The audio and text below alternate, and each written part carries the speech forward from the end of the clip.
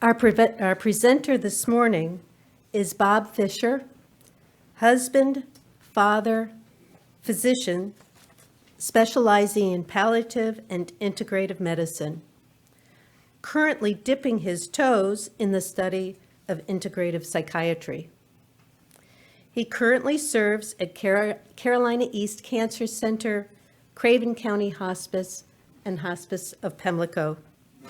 He's a lifetime spiritual explorer who is dedicated to discovering and celebrating the interconnectedness of all beings.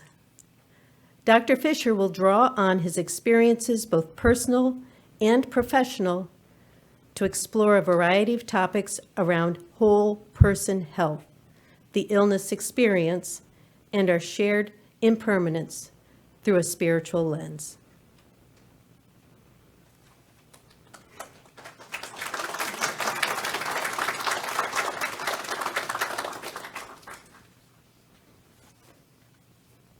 Number 2 pencil. Any standardized test to fill out, we're good.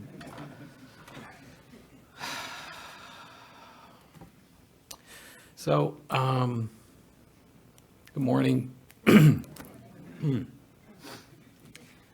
name is Bob Fisher. My pronouns are he and them. I just wanted to say a word or two about Alicia. I didn't know her. But I can feel the love that this group of people has for her when Mary made the announcement.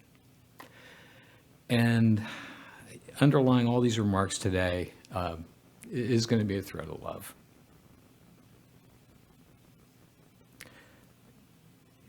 I would like to have known Alicia. I'm sure she had an amazing eye for beauty with her photography. So I'm grateful to have so many of you here physically present and online with us for this morning's sharing. They say that people tend to fear public speaking even more than death. I've always been one of those folks. And this dovetails nicely with today's topic as we explore our own feelings around death. It's also a good time of year for this discussion as we head into this season of ghosts, ghouls, and witches on their quest for the elusive full-size candy bars. And we mask our anxieties around death with sweets and whatever sexy costume is the latest trend or outrage, or binge watch movies designed to scare or startle. All the while, truly horrifying events related to war, climate change and its related weather effects, and our dysfunctional politics play out before our eyes. We could all use a break. So, as is my practice, I'd like to begin this morning with a brief meditation, just to get us centered, rooted into this moment that we're all sharing together. So to start with, let's just take a few moments just settling into a comfortable seated position. We can have our eyes opened or closed.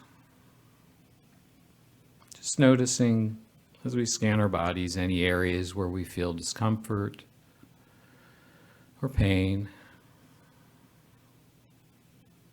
where there may be holding.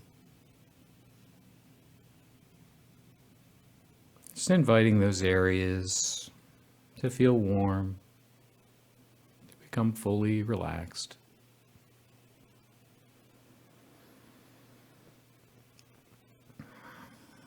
And beginning to bring our attention to the breath. Noticing all the physical sensations of breathing. The quality of the air as it flows in through the nose, down the throat, toward the belly. How it is cool on the in-breath, warmed and moistened on the out-breath. Noticing that feeling of expansion through the chest, down into the belly as we breathe in. That sensation of relaxation and release as we breathe out.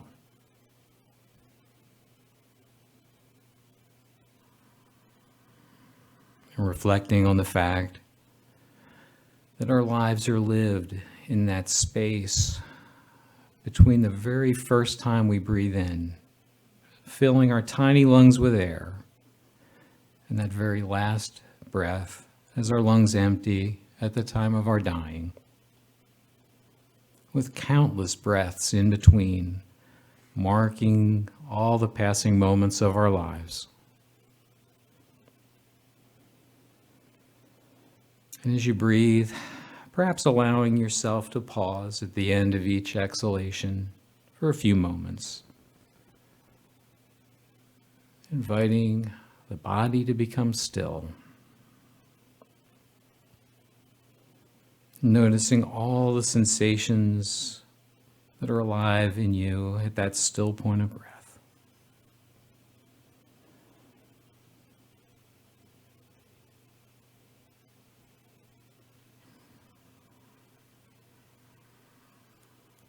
And now inviting the breath to become more natural, allowing the eyes to open, to focus, and returning into this space, perhaps noticing any difference between how you feel now and how you felt when you walked in this morning.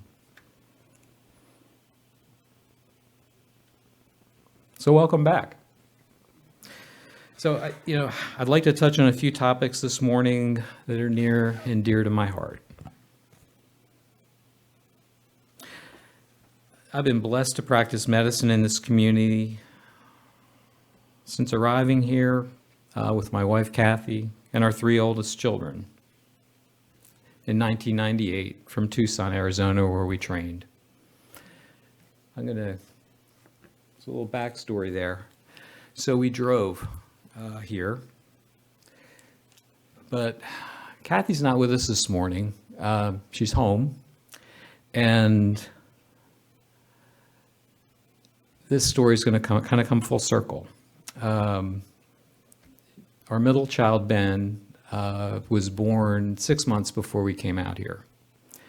He was delivered in a birth center, and it was an exciting delivery. Sure, he can relate. His shoulders got stuck on the way out. He had some slow heart rate, and it was a little touch and go. And I got to watch Kathy in that moment of bringing Ben into this world and trying to help support her in that process. So then we did our drive out here, and the whole way out, Kathy had 2 Medela breast pumps going, stockpiling for Ben. And, the whole way out here, through West Texas, looking for places to find dry ice to, keep this stockpile going. So, we eventually got here. We both loved the Southwest, but we were drawn here by the water after our years in the desert. And since that time, I've practiced at the hospital in a number of roles, and our family grew with the arrival of 2 more children. We set down roots, building a life, watching our children grow and eventually move on. Along the line, I had the opportunity to pursue training in palliative care and began working alongside Dr. Barnwell at the Health Department Hospice, helping to support the care of people experiencing serious illness and ultimately the ending of their lives has been a great privilege and an incredible blessing over the years. It greatly deepened my appreciation for the fleeting and ephemeral nature of this state of being alive. This was all brought into sharper focus when I had my own experience with prostate cancer in 2016. It led to an exploration and deepening of my own spiritual expression through meditation and yoga, as well as an inquiry into healing modalities that would not only support my own health, but maybe I could bring into practice. I completed a fellowship in integrative medicine, a system of care drawing from multiple traditions to facilitate whole person healing. I work to weave this approach into the work that we do on a regular basis. I came to understand that good medicine is not merely a function of having appropriately prescribed therapies from skilled providers. It is a function of cultivating a relationship with our own inner healer, of seeing ourselves as worthy of wonderful care, of seeing ourselves, of healing our past wounds. It is a process of becoming mindfully aware that everything we take into our bodies, whether the food we eat, the media we consume, the relationships that we engage in, or how we move, all have an impact on our health and sense of well-being. It encourages us to seek out those things that nourish us deeply, emotionally, spiritually, physically, while turning away from those things that are not supportive. Finally, it's a realization that each of us possesses the capacity to help one another heal through practices of kindness, compassion, and open-hearted listening. So as part of my studies, I attended a conference on contemplative care at end of life at the Garrison Institute. It's a Buddhist retreat center in the Hudson River Valley in New York. And there I heard Franco Staszewski speak.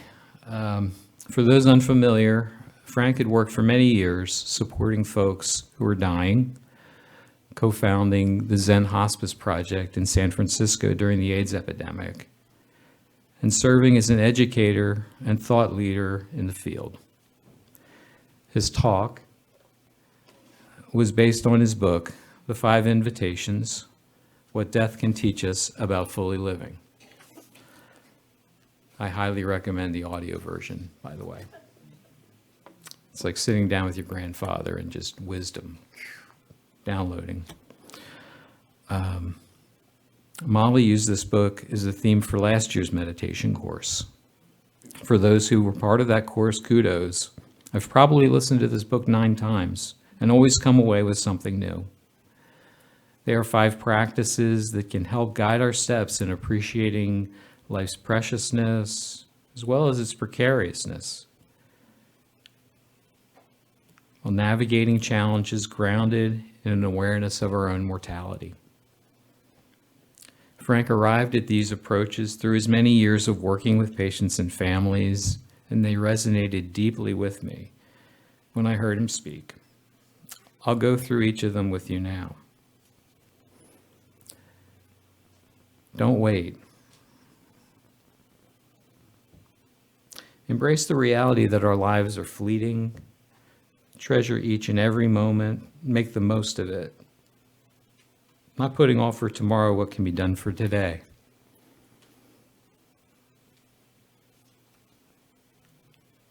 Stephanie, can you zoom a little bit?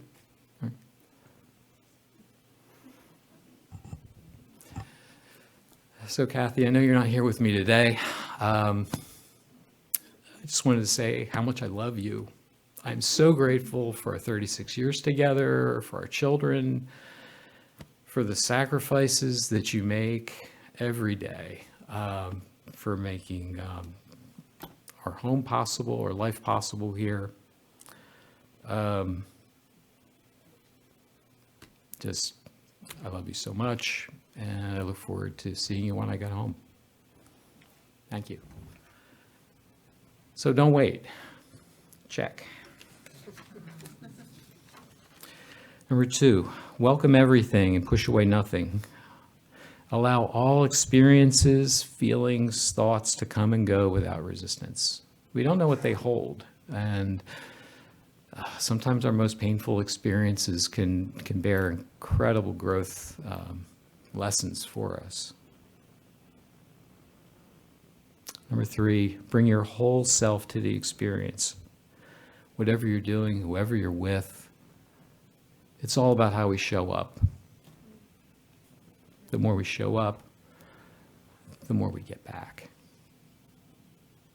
And 4, find a place of rest in the middle of things. It's an invitation to kind of develop practices that invite centering, that invite mindfulness, invite awareness.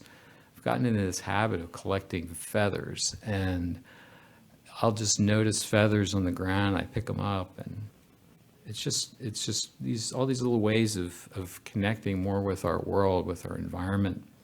I have to wash my hands a lot in a hospital setting, and that's an opportunity to get grounded every time I wash my hands before I go into a room. Just really kind of set an intention as I get ready to go into a space with someone.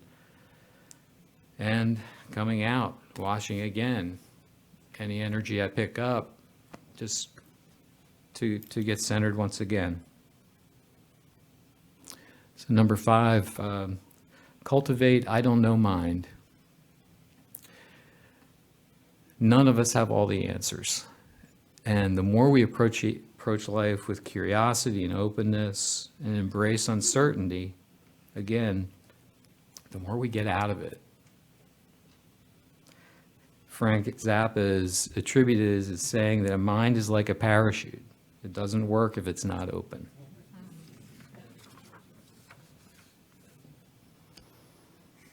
So as I walked out of the lecture hall building, the sun was setting on a glorious fall evening over the Hudson River, which only added to the magic of that moment.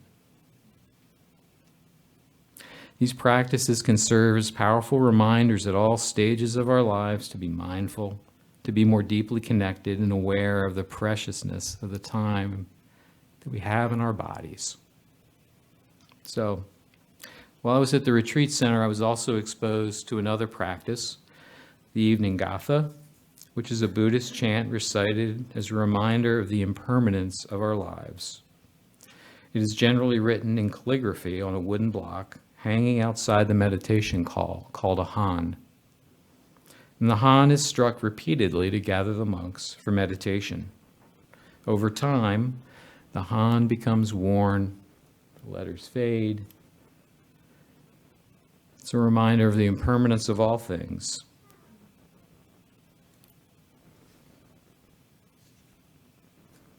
I can chant it for you if you like.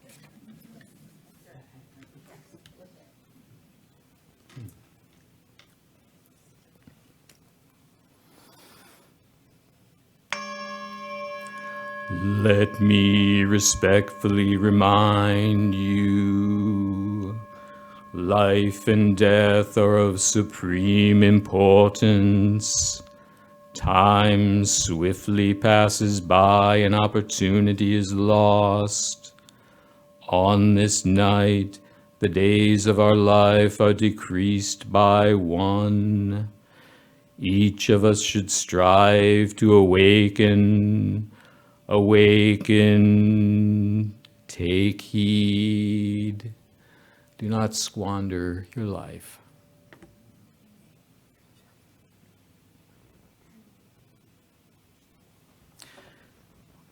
I took these and many other lessons in deeply, learning, leaning in and trying to open my heart to whatever need presented itself at a frenzied pace, until 2 years ago when my body literally said no, where my mouth couldn't. And I wound up having to undergo literal opening of my heart at Carolina East in the surgical suite. After years of caring for so many folks at end of life, I was once again confronted with my own mortality. So our gathering song this morning, No Hard Feelings from the Avett Brothers, is a beautiful contemplation of the many feelings and questions that swirl around as we ponder our mortality. It asks the question, when my body won't hold me anymore and it finally sets me free, will I be ready? Will I be steady when I lay down my fears, hopes, my doubts? When I release my possessions? Where will I go when I leave my body? Some of these questions have answers or solutions that we could work toward but many do not. However, we do have the ability, as we ponder these questions, to move away from relating to them in an anxious, reactive, and fear-based way to a more accepting, grounded, and peaceful approach. There are some very pragmatic and practical steps that are beneficial to take first. Ruth Cooper went over a number of these in her presentation a few months ago, but they bear repeating. Going through the process of establishing a will, estate planning, naming a healthcare power of attorney, and establishing an advanced care plan are all incredibly important steps. They convey a great deal of peace of mind, not only for ourselves, but for those we love. Our spiritual awareness of death and impermanence is an area for deep personal reflection and contemplation on our existence, the nature of life itself. And cultivating this awareness helps us confront the reality that all things are transient, including our lives. Some of us may view death as an absolute ending, while others believe that this is a transition or a transformation point in our existence. Regardless, a healthy awareness of death highlights the preciousness of each moment of our lives. Personally, I believe in recycling and reincarnation, and I can prove it. On the table over there are any number of molecules and atoms that were previously part of other living plants and other plants and animals. They're now delightfully arranged in hors d'oeuvre form. And when I eat just a few, they will feed me, as well as the trillions of beneficial organisms in my gut microbiome. I get to incorporate them into my body, and they will get to play along as part of me for a while. And ultimately, when I die, the atoms and the molecules that make up my physical body will go on to provide the materials for countless other living things. For myself, I don't want to delay that process by having myself hermetically sealed in a box in a vault under the ground like the pharaohs. Awareness of our impermanence teaches us to let go of attachments. We often find ourselves clinging to people, possessions, or our roles and identities, seeking security in the illusion of their permanence. In practicing non-attachment, we can develop healthier ways of relating to our things. We can view our roles as more of a temporary costume that we put on to do our work, and not as the defining source of our identity. Taking these approaches can decrease the suffering that we would experience associated with the inevitable losses and changes that come along the way. Spiritual awareness of death can inspire us to live with purpose, with the knowledge that our time is limited. We may feel the call to align our actions with our values and passions. I have found personally that the exploration of meditation and mindfulness practices to be the greatest benefit in cultivating my own ability to be in awareness of my ultimate dying in a beneficial way. I also wanted to touch briefly this morning on community-supported care for folks who are dying and their caregivers. One of the greatest challenges that we face in our community as people approach the end of their lives is the lack of caregiver support. As you all know, this is a wonderful place to retire, and people are coming here in droves. Couples may come and they may age in place, often with children that are 5 states away and not in a position to support one parent or the other through their dying process.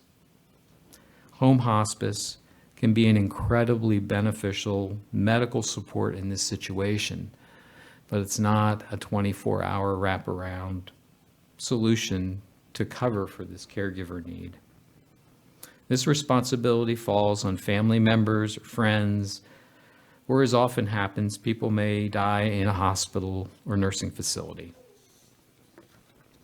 It is time for a more robust discussion around community-supported care of people who are dying.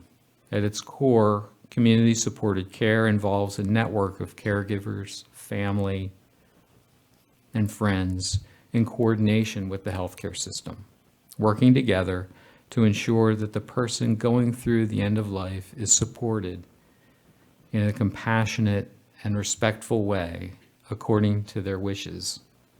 It addresses physical needs as well as spiritual and emotional concerns. The community is engaged and provides care and support through such things as organizing meals, as the caring committee does, providing companionship, or assisting with household tasks. The community also plays a role in facilitating conversations around death and dying to help normalize and destigmatize them. This creates a sense of meaning and purpose for the community. One of the tools I've found beneficial in stimulating these conversations is called the Death Deck. And it's a number of cards with questions on them. For those of you who are brave enough, you can come up maybe after service and take a look at a card. And they're just great for kind of stimulating our thought process. So here's one. Message from beyond. If you could send one post-death message from beyond, what would you tell your family?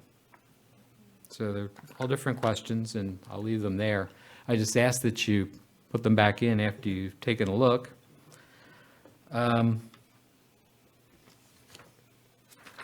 Finally, I'd love to report back that the care home project that we've been involved in will be opening next week. I'd love to do that. I can't. Sadly, this isn't the case. This project is going to take a lot of work, a lot of support, prayers, energy, donations, and focus. I believe we're on a good path, though, and look forward to the day when Home for Compassionate Crossings begins to provide service to our community. I recently had the opportunity to go up to the Center for Conscious Living and Dying in Swannanoa. CCLD is a care home for folks who are going through end of life, and they care for 3 folks at a time generally. It's all staffed by volunteers. It's a tree they call Grandmother Oak.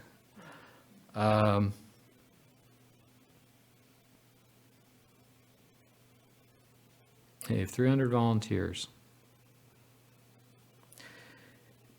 So they had a volunteer training day. It's an immersion, and it was just this amazing, beautiful time I spent up there, and I've been developing a relationship because there's so much that we can learn from this place.